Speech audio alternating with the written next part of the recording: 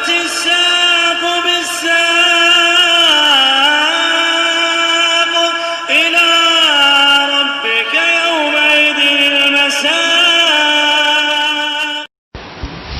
الحمد لله رب العالمين والصلاة والسلام على رسوله الأمين وعلى آله وأصحابه أجمعين أما بعد.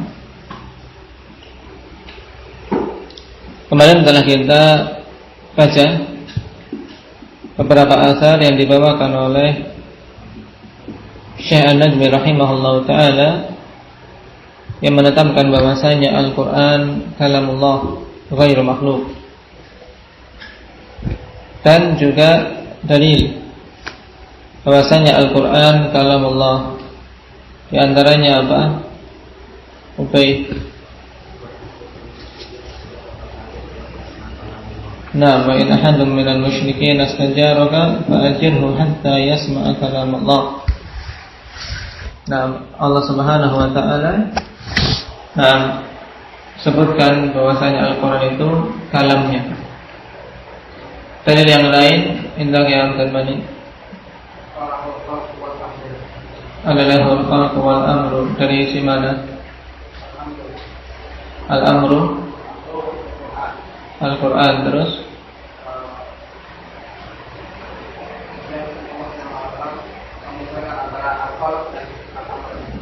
nah, di sini Allah Subhanahu wa taala akafkan al-amr pada al-khalq, yang menunjukkan adanya taghayur, ada perbedaan antara keduanya.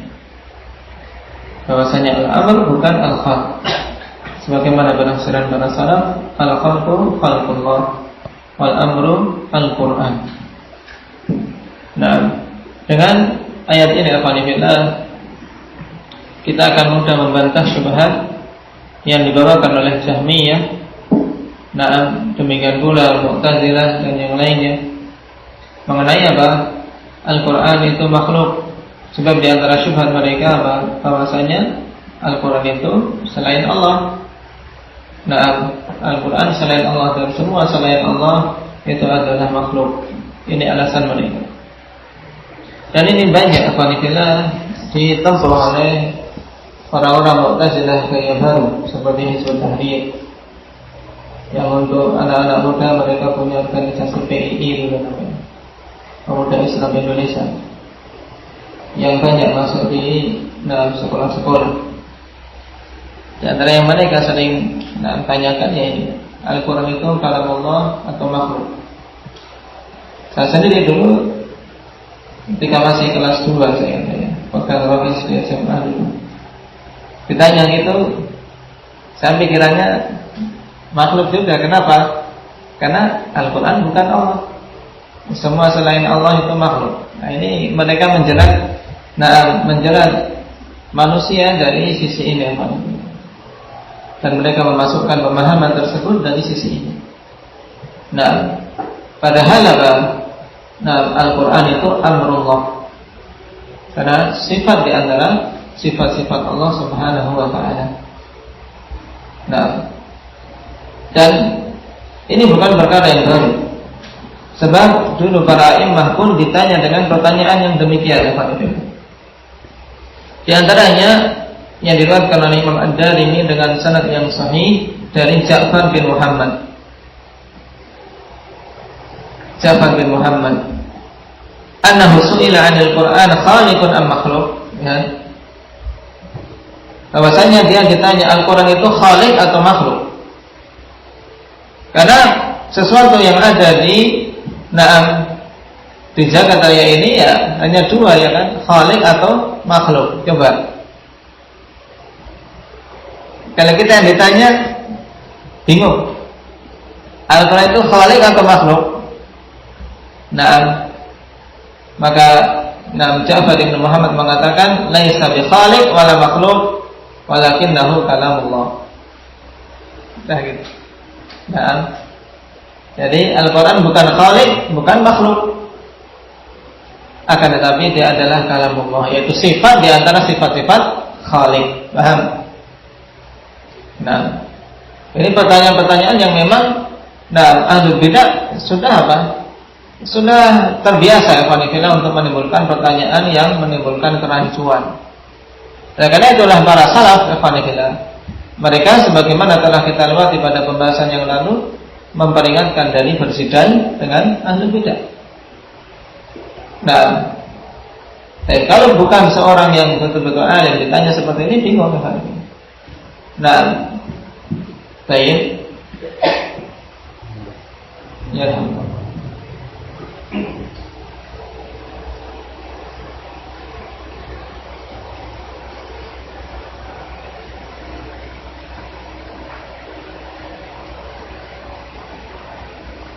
dan ini sesuai dengan apa yang diriwayatkan dari para sahabat,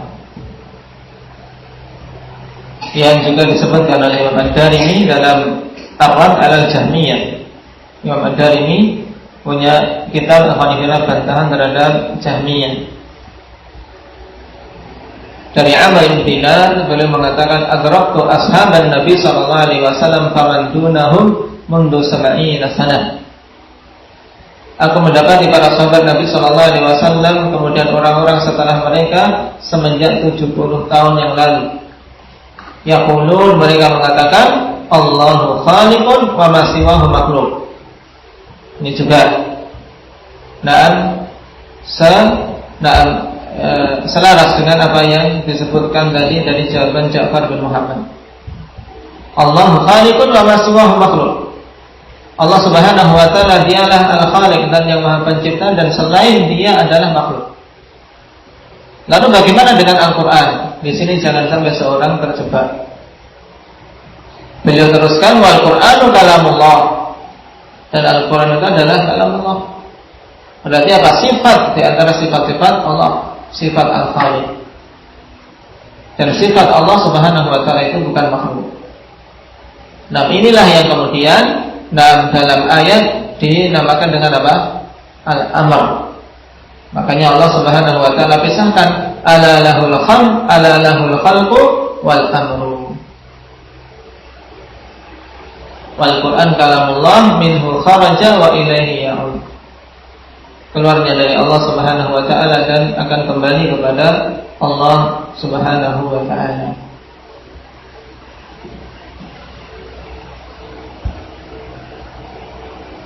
Ini penegasan dari Amr bin Dinar.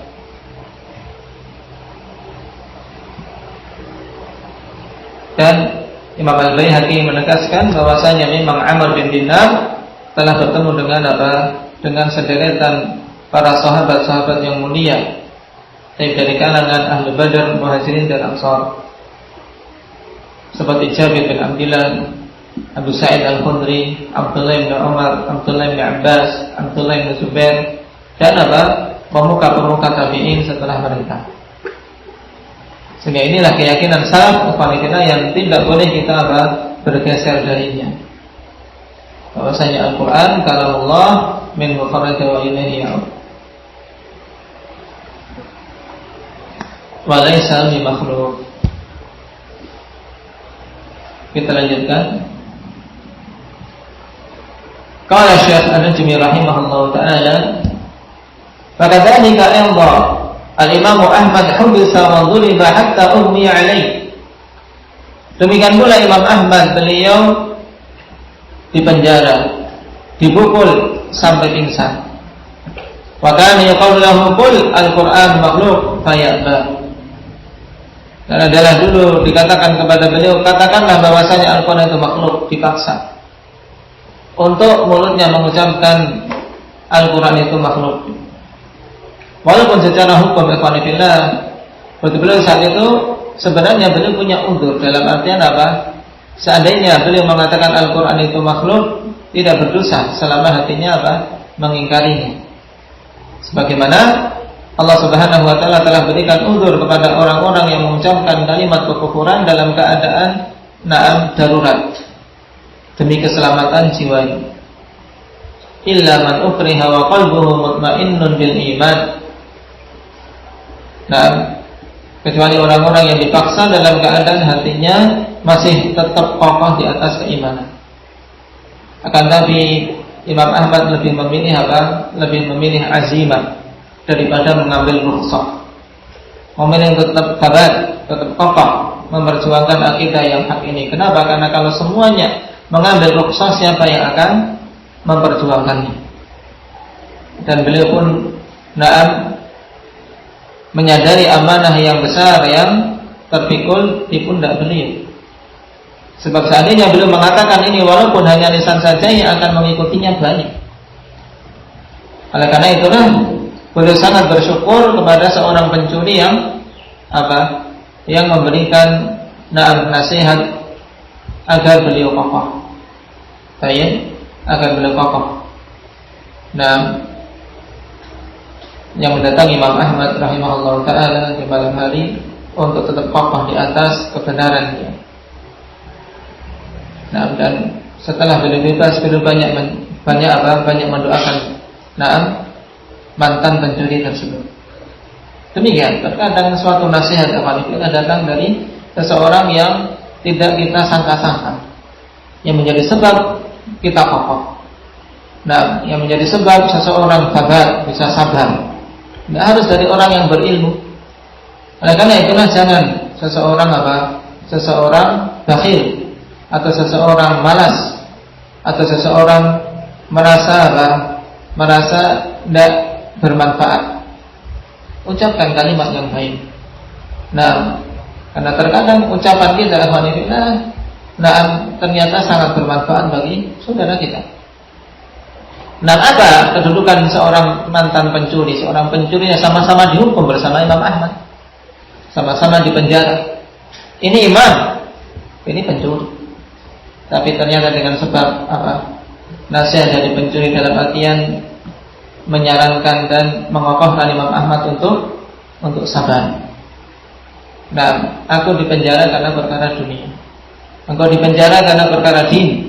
Karena perkara agama Allah Subhanahu wa ta'ala yang harus dipertahankan. Maka beliau enggan untuk mengatakan Al-Quran itu makhluk. Wa yaqulu kaifa aqulu syai'an khilafa ma qala Allah azza wa jalla wa qala Rasulullah sallallahu alaihi wasallam. Berkatakan, bagaimana aku mengatakan sesuatu perkara yang menyelisihi apa yang Allah katakan dan apa yang Rasulullah sallallahu alaihi wasallam sabdakan. Fa bidzalika ayyadallahu bihi sunnata wa nasara bihi al-haqqa wastabanat bihi al-mahajjah ba'da an kanat tandathiru fa huwa imamu ahli sunnati bihaq. Oleh karena itulah Allah Subhanahu wa ta'ala kokohkan dengan sebab beliau sunnah, dan Allah tolong dengan sebab beliau al-haq, serta jelas dengan sebab beliau al-mahajjah, hujjah sangat jelas. Setelah hampir-hampir sirna, itu hampir-hampir hilang dikarenakan besarnya ujian yang ada pada saat itu, dan yang berani untuk tetap kokoh di atas al-haq, mengatakan Al-Quran kalamullah ghairu makhluk, ini hampir-hampir tidak ada. Yang ada harus menerima ujian dan siksaan yang luar biasa sebagaimana yang dirasakan Imam Ahmad ini. Bahkan sakitnya sampai terasa walaupun beliau sudah keluar. Di antara kisah yang disebutkan dalam biografi Imam Ahmad masih tersisa dari bekas cambukan tersebut yang terasa sakitnya. Maka suatu ketika ada sahabat beliau yang melihat tadi, kemudian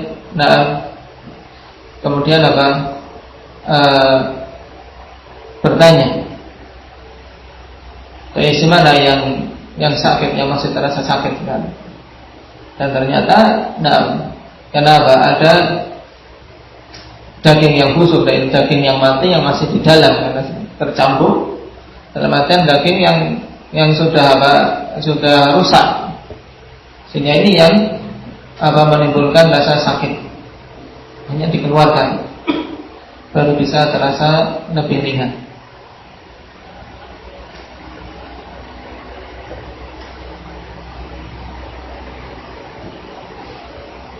wastabanat bihil mahajjatu ba'da an kadat tandasiru fa huwa imamu ahli sunnati bihaq.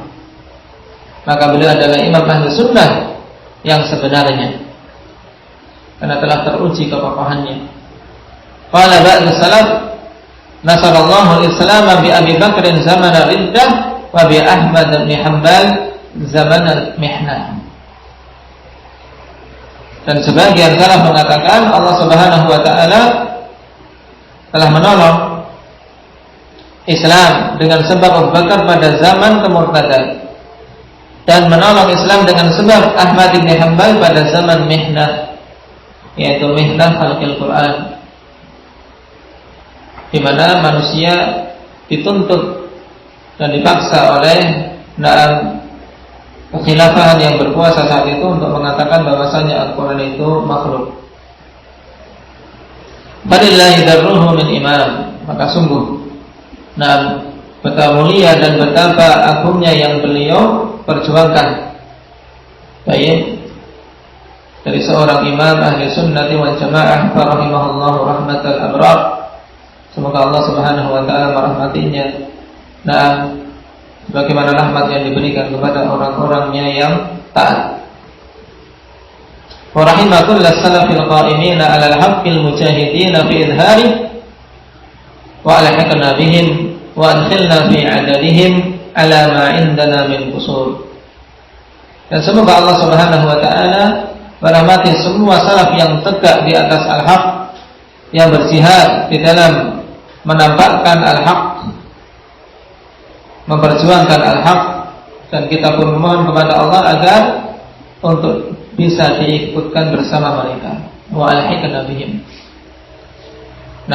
Bisa diikutkan bersama mereka. Wa adkhilna fi adadihim, dan semoga Allah memasukkan kita dalam deretan mereka bersamaan dengan kekurangan-kekurangan yang ada pada kita. Semoga dengan kecintaan kita kepada para imam yang membela kebenaran tersebut, imam-imam ahli sunnati wal jamaah yang telah memperjuangkan al-haq, mereka korbankan waktu, harta, bahkan jiwa mereka demi membela kebenaran. Semoga dengan kecintaan kita kepada mereka, kita ikut bersama mereka. Kata Rasulullah SAW, al-mar'u ma'aman ahabba yawmal qiyamah. Seseorang itu bersama dengan siapa saja yang dia cintai pada hari kiamat. Ini sekilas tentang keyakinan ahli sunnati wal jamaah tentang Al-Quran, bahwasanya Al-Quran itu kalamullah ghairu makhluk, dan ketetapan dari para a'immah bahwasanya yang meyakini bahwasanya Al-Quran itu makhluk adalah kafir, sebagaimana ditegaskan oleh Imam Asy-Syafi'i rahimahullah ta'ala dalam athar yang kemarin kita baca. Dan ini juga merupakan fatwa dari sederetan para a'immatus salaf.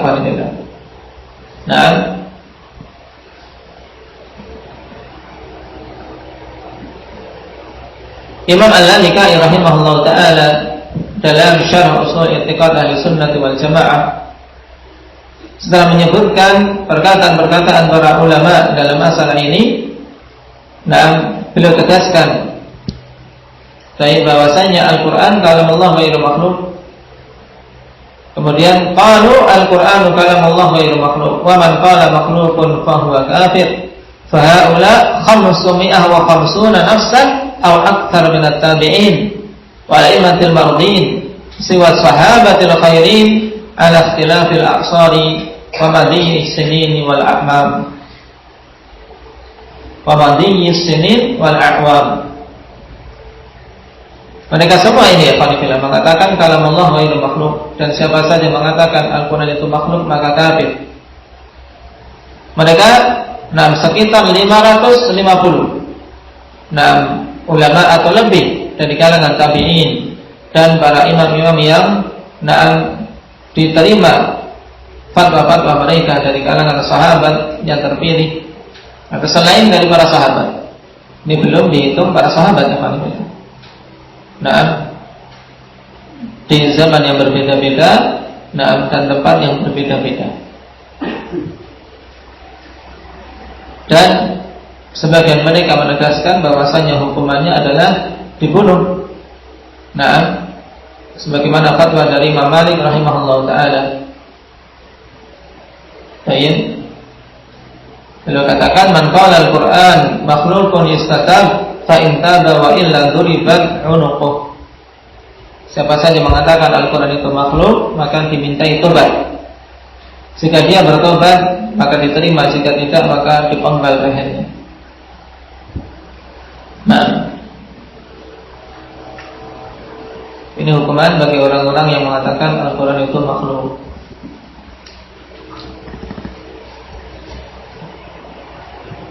Dan ini hukum secara umum. Ada penerapannya kepada orang per orang, maka harus diterapkan padanya kaidah dalam permasalahan takfir. Harus tegak atasnya hujjah, terpenuhi syarat-syarat serta hilang darinya penghalang. Nah, di antara penghalang adalah jahil. Di antara penghalang adalah tahrif atau penghalangnya adalah takwil. Karena dia menakwilkan suatu ayat yang keliru dia pahami dan seterusnya. Dan kebanyakan manusia, apalagi dari para muqallidin terhadap firqah-firqah yang menyimpang seperti Hizbut Tahrir di negeri kita, kebanyakannya jahil. Wallahi jahil. Karena memang para pemuda yang mereka perangkap, mereka tidak tahu apa-apa, tidak pernah belajar. Sendiri dulu pun tidak pernah terbetik. Nah, ternyata pembahasan seperti ini, masya Allah, dalam kitab-kitab para ulama. Mereka jadikan sebagai apa? Pertanyaan-pertanyaan sekedar pertanyaan untuk apa, ngetes saja. Ini loh, aku sudah belajar masalah ini. Coba Al-Quran kalamullah atau makhluk. Mereka gitu-gitu aja. Nah, nanti baru berdebat. Dan memang mereka dilatih untuk berdebat. Nah, anak-anak PI dulu ya memang, tujuannya untuk berdebat dalam setiap momen. Kalau di situ ada yang ngisi, kemudian ada ada waktu atau sesi untuk tanya jawab, mesti mereka ini yang paling pertama. Dengan niatan bukan untuk mencari kebenaran, untuk mendebat. Ini al-bidah. Baik, yang kita bersyukur pada Allah Subhanahu wa taala, dengan hidayah ini bisa selamat dari mereka. Bisa selamat dari firqah-firqah tersebut. Maka yang disyukuri. Seorang mengetahui manhaj salaf. Sebagian antum mungkin tidak merasa besarnya nilai manhaj ini, besarnya nilai nikmat yang kita berada di atasnya tatkala kita mengenal manhaj salaf. Kenapa? Karena kalian tidak mengalami proses pencarian. Tahu manhaj salaf dari orang tua. Orang tua kalian sudah mengenal salafi, kemudian kalian lahir dari keluarga salafi, sudah tahunya itu. Tapi bagi mereka yang betul-betul mencari beralih dari satu firqah ke firqah yang lain demi mencari kebenaran, akan terasa nikmatnya. Oleh karena itulah kenapa lebih banyak mereka yang kokoh, yang sabar. Dari mereka yang sudah mengetahui keburukan, kemudian Allah berikan hidayah, ini lebih banyak yang sabar, lebih banyak yang kokoh. Kenapa? Karena betul-betul tahu besarnya nikmat hidayah. Tapi yang tidak tahu, tidak ada perjuangan, biasanya menganggap ini suatu perkara yang yang remeh. Bahkan terkadang menyesali, kenapa abi dan umiku tidak mendidikku seperti ini, menyalahkan orang tua. Ini tidak boleh, itu tidak boleh. Kenapa tidak seperti orang-orang umum? Wal'iyadzubillah. Maka disyukuri ya Alhamdulillah nikmat yang agung ini. Disyukuri ya, antum tidak perlu buang-buang waktu untuk untuk berpindah dari firqah ke firqah yang lain. Saya tinggal memanfaatkan waktu yang ada untuk mempelajari agama Allah Subhanahu wa taala dan memperjuangkannya. Qala rahimahullahu ta'ala wal mubtadi'atu fi hadhihi al-mas'alati yanqasimu ila thalathati aqsam. Dan ahli bidah dalam permasalahan ini, yaitu tentang permasalahan Al-Qur'an itu kalamullah atau makhluk, terbagi menjadi 3 jenis. Al-awwal qaumun qalu al-Qur'anu makhluqun kal Mu'tazilah wa man dakhala fi idadihim wa taba'ahum fi hadhihi al-bid'ah asy-syani'ah. Yang pertama adalah kaum yang mereka mengatakan bahwasanya Al-Qur'an itu makhluk, seperti orang-orang Mu'tazilah dan siapa saja yang masuk dalam deretan mereka. Na'am Jahmiyah, Hizbut Tahrir dan yang lainnya, qanifillah. Makanya alhamdulillah dengan ketetapan pemerintah dilarangnya firqah ini, Hizbut Tahrir, karena memang bahayanya qanifillah. Penyebaran manhaj yang menyimpang, akidah-akidah yang menyimpang, dan yang menjadi sasaran utama ya para pemuda, karena mereka memiliki hamasah, memiliki semangat tapi tidak terarah. Wa taba'ahum bi hadhil bid'ah asy-syani'ah, dan siapa saja yang mengikuti mereka dalam bid'ah yang sangat buruk ini. Atsani wa qaumun qalu lafduna bil Qur'ani makhluq.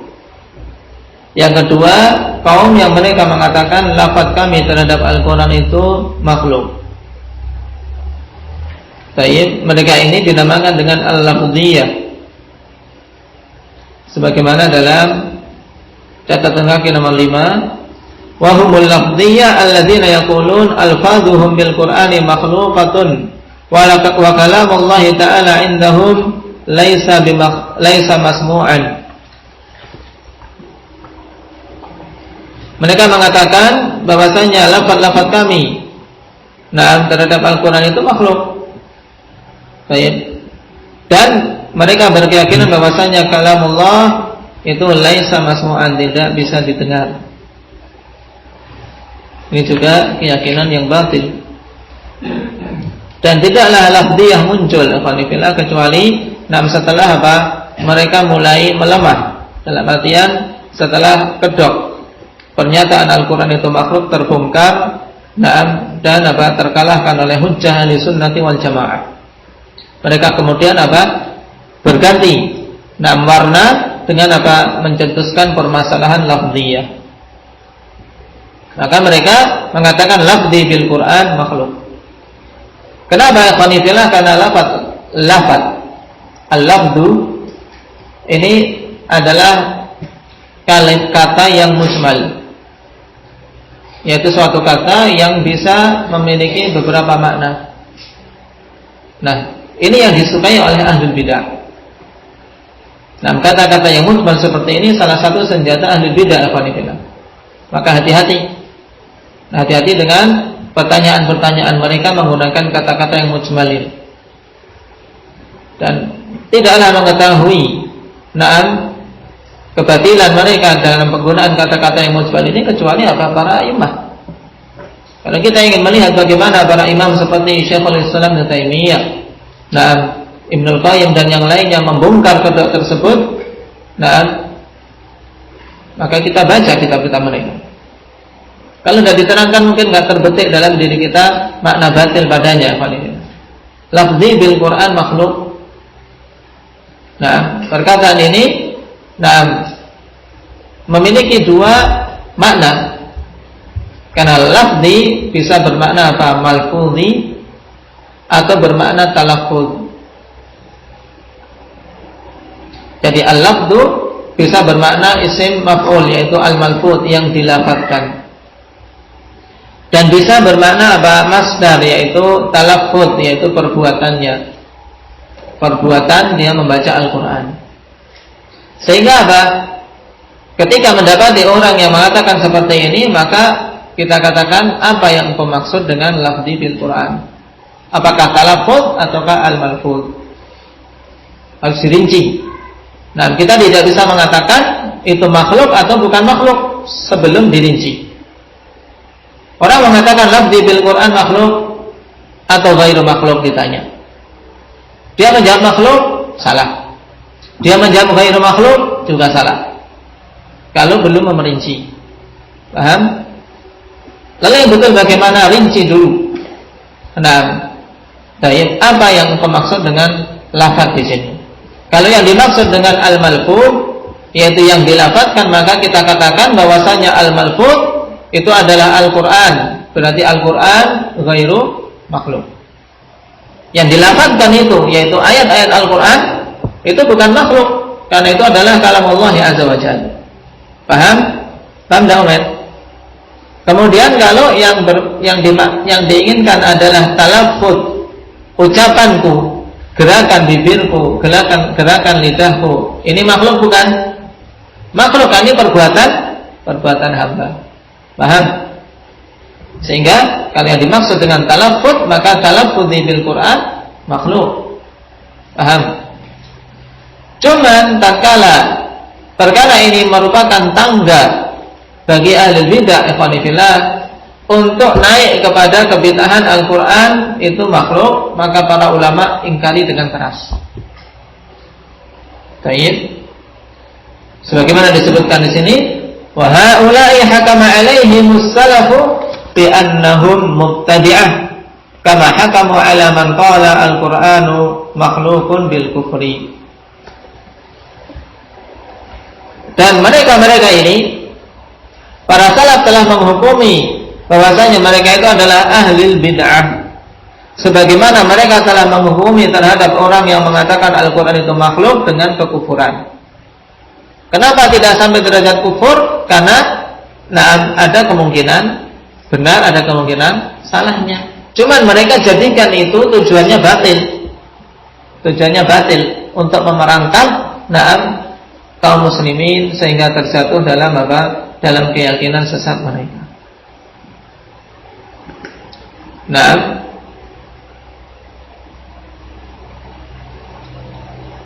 Qala man dzakara hadhihi al-mas'alata wa allafa fiha bal huwa awwal man allafa fiha kitaban al-Bukhari haitsu allafa kitabahu khalqu af'alil ibad fa'lamu hadza jayyidan wa la yaltabis 'alaikumul amr.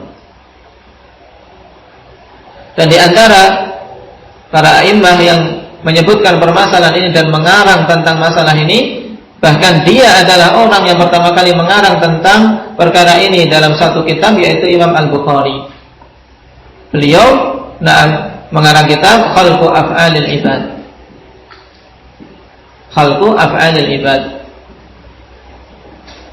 yaitu yang menerangkan bahwasanya perbuatan-perbuatan hamba itu makhluk. Paham? Termasuk di antara perbuatan hamba yaitu talaffuz. Ya, talaffuz dia, pengucapan dia terhadap Al-Quran itu makhluk. Maka ketahuilah yang demikian ini dengan baik, sehingga tidak rancu atasmu perkara yang sedang kita bahas. Tapi kalau yang dimaksud dengan lafzi itu adalah yang dilafadzkan, maka makhluk atau bukan makhluk, Rifki?